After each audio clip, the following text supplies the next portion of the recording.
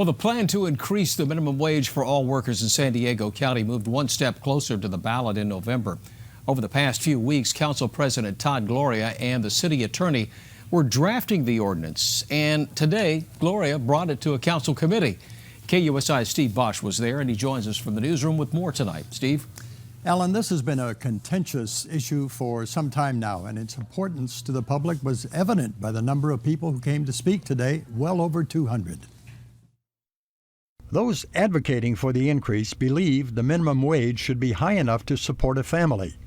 So the increase was set at $13.09 an hour from the current $8 an hour. Raina is a single mom with 3 kids. For 2 years, I could not afford more than a bedroom in someone's home. Andrea Took is a security guard making $10 an hour. I don't make enough to pay my bills or get medicine.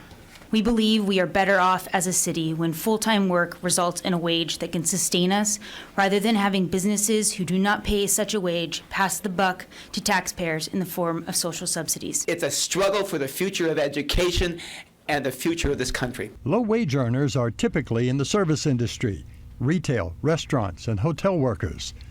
But some of the folks and their union rep see a disparity.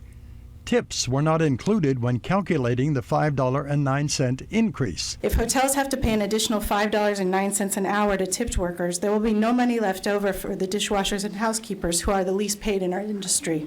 One of those housekeepers is Cynthia Lopez. The tip workers in the hotels already make more money than anybody else. It doesn't make sense to give them more money at our expense. The draft ordinance is to raise the minimum wage to $13.09 over 3 years, then index it to inflation.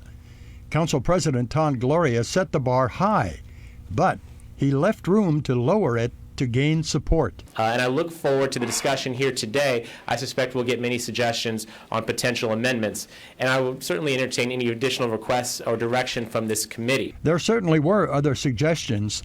The mayor's office wants an independent economic analysis of its impact before it goes to the voters. Expected impact to our ability to attract, retain, and grow jobs in San Diego. Businesses still are struggling to recover from the recession, can ill afford a raise in the minimum wage at this time. The state will increase the minimum wage to $9 this July and $10 next year. Councilmember Scott Sherman opposes indexing the wage hikes to inflation and setting the floor at $13.09. The proponents of this, they would rather see a floor and let it go up, but it never go back down below that floor. The minimum wage was meant to protect entry-level jobs. It wasn't meant for you to raise a family on, and I think we're getting away from that.